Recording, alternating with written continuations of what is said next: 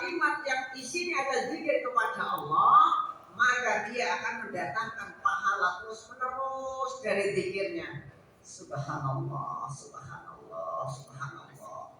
Ibu tadi kalau naik tangga yang di situ baca doa enggak? Apa doanya? Ketika ibu naik tangga, Rasulullah mengajarkan agar mengucapkan satu doa.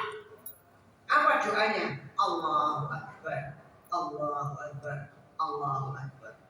Ketika kita mendapatkan turunan jalan atau tangga yang turun, maka kita mengucapkan Subhanallah, Subhanallah, Subhanallah.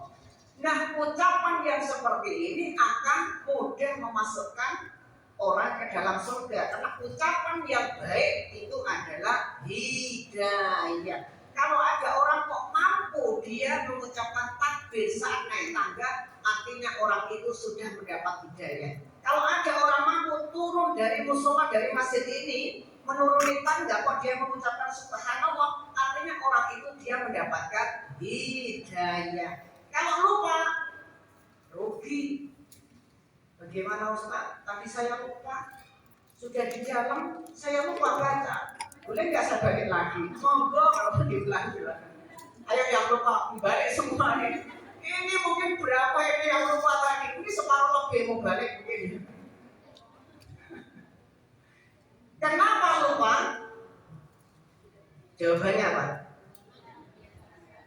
Karena tidak dibiasakan, maka lupa. Tapi kalau ibu sudah menjadi kebiasaan zikirnya, ketika saat menemui tangga, ibu membaca Allahu Akbar. Ketika menuruni tangga, ibu membaca Subhanallah. Sudah berapa?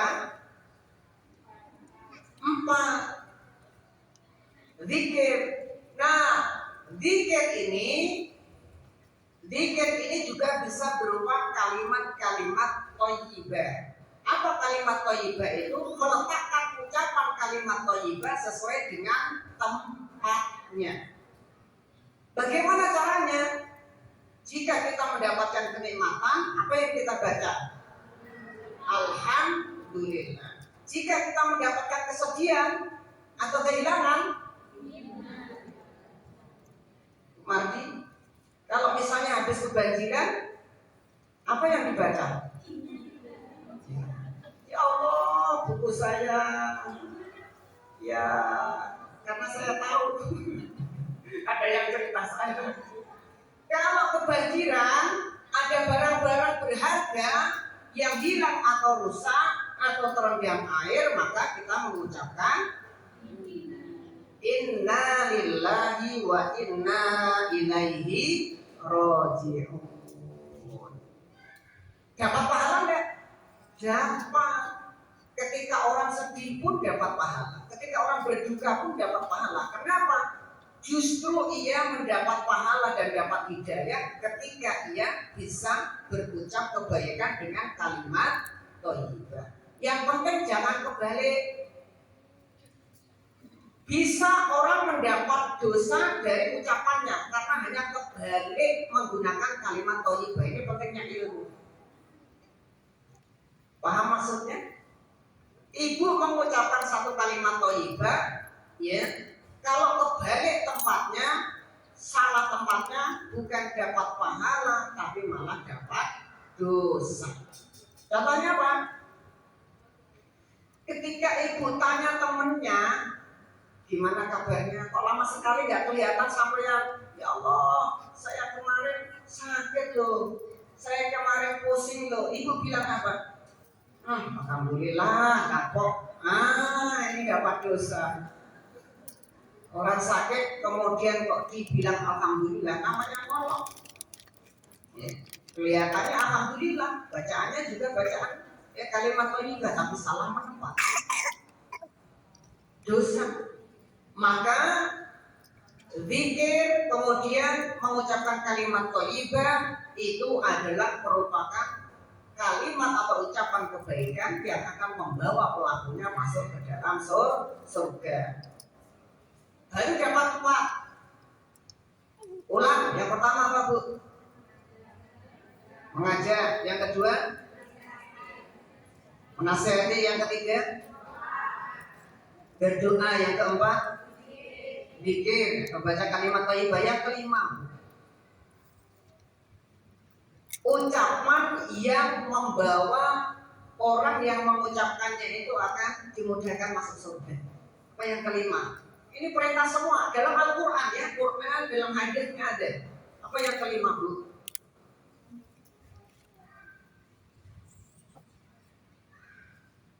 Ya, dalilnya ini, man ra'a minkum munkaran falyughayyir biyadi fa illam yastati fa bilisani fa illam yastati fa biqalbi wa dzalika ataful iman. Apa itu?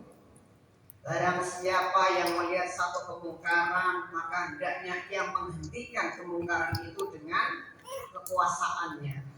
Tapi kalau dia nggak mampu, nggak punya kekuasaan, maka dengan lisannya. Ini yang kedua. Dan jika dia tidak mampu, maka dengan hatinya. Wa dzalika ataful iman. Jadi makna fabilisani itu adalah kalimat yang mencegah atau menghentikan kemungkaran.